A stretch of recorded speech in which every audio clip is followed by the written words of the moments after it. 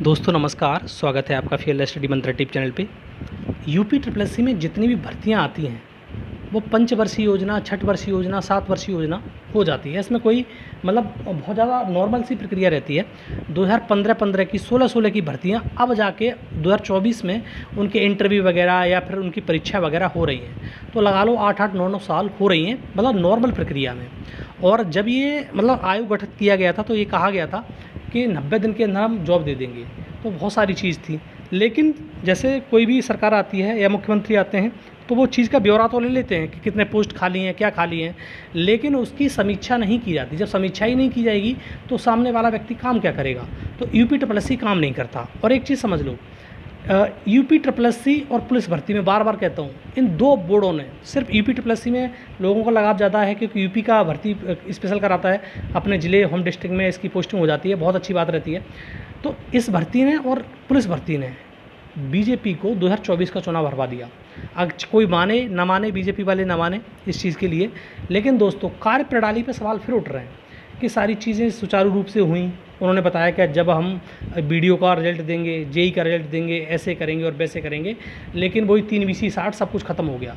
वो सारा कुछ वहीं गोलमाल करके आ गया। जेई का रिजल्ट अभी तक जारी नहीं हो पाया। जेई का इन्होंने एक्सपेक्टेड किया था जून में दे देंगे हम, लेकिन जुलाई खत्म होने जा रही है, रिजल्ट नहीं आ रहा है। तो आप खुद समझ सकते हो इसकी जो कार्यप्रणाली है यूपी ट्रिपल एससी की कितनी धीमी है। लेकिन इसके लिए संज्ञान लेने वाला कोई नहीं है। ऊपर जो बैठा हुआ है व्यक्ति या सीएम है या कोई भी मंत्री वगैरह है, तो वो संज्ञान नहीं लेते। और यही कारण है कि अगर ऐसा ही रहा तो ये 2024 तो हारे ही हारे। यूपी ट्रिपल एससी इतना मादा रखता है कि 2027 हरवा देगा बीजेपी को, अगर ये कार्यप्रणाली सुधारण में नहीं आई तो। और दूसरा एक और चीज़ बता दूं आपको मैं, अब उनका जो सचिव वगैरह हैं इनके, तो सचिव भी जाने वाले हैं। सचिव का कार्यकाल तो वैसे ही एक्सटेंड किया गया था, आपको मालूम ही होगा। और जो अध्यक्ष थे उन्होंने पहले इस्तीफा दे दिया है। इसकी सिर्फ कार्यप्रणाली को देखते हुए इस कार्यप्रणाली बहुत ज़्यादा बेकार है।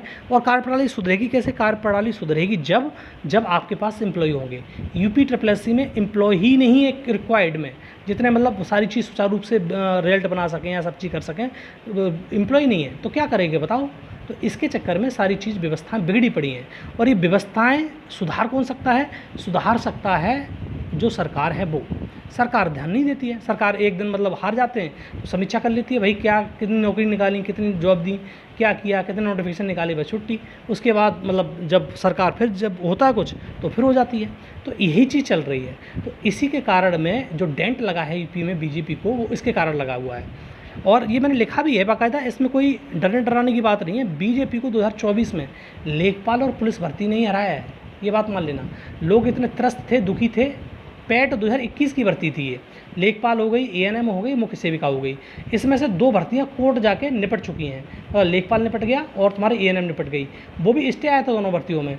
और इसी ऐसी भर्ती एक मुख्य सेविका की भी है, उसमें भी स्टे अलग रखा है, हाई कोर्ट में स्टे है उसमें, वो भी नहीं हट रही है अभी तक। तो आप समझ सकते हो कि यूपी ट्रिपल एससी की कार्यप्रणाली किस प्रकार से चलती है और किस प्रकार से बेहद होती है। और ये पैट जब लाया गया था 2017 में, तो ये कहा गया था कि ये भर्ती में और जल्दी जल्दी प्रक्रिया करवाएगा, लेकिन जब से पैट आया तब से तो और ज़्यादा डामाडोल स्थिति हो गई है। आप वो समझ लो कितना डामाडोल स्थिति हो गई है। पेपर नहीं होते, अभी तक कोई पेपर नहीं का, बीपीओ का पेपर नहीं हो पाया, ऑडिटर का पेपर नहीं हो, दंत चिकित्सक का पेपर, एक्सरे टेक्नीशियन का पेपर, जूनियर असिस्टेंट का पेपर, जूनियर असिस्टेंट की टाइपिंग, मतलब कोई हो ही नहीं पा रहा कुछ भी। तो आप खुद समझो ये चीज़ चल क्या रही है। और दूसरी बात, इन्हें एजेंसी नहीं मिल रही। यूपी में एजेंसी वैसे भी नहीं मिलती हैं पेपर कंडक्ट कराने के लिए। वो तो बात अलग की है, पेपर कराना, कंडक्ट कराना, लेकिन रिजल्ट तो आयोग ही देगा ना, रिजल्ट तो आयोग ही बनाता है। तो आयोग इतनी ढीली हालत क्यों करता है? तो दोस्तों अगर अब भी वक्त है, मतलब सरकार के पास में, इन चीज़ की अकाउंटेबिलिटी फिक्स करे। और ये जो सचिव हैं, अध्यक्ष हैं, उनसे एक बार ज़रूर कहें कि इन चीज़ों को सुचारू रूप से करें, जिससे लोगों की ज़िंदगी बर्बाद ना हो। 8-8 साल 9 साल कौन इंतजार करेगा? अब इतने में तो बूढ़ा हो जाता है आदमी।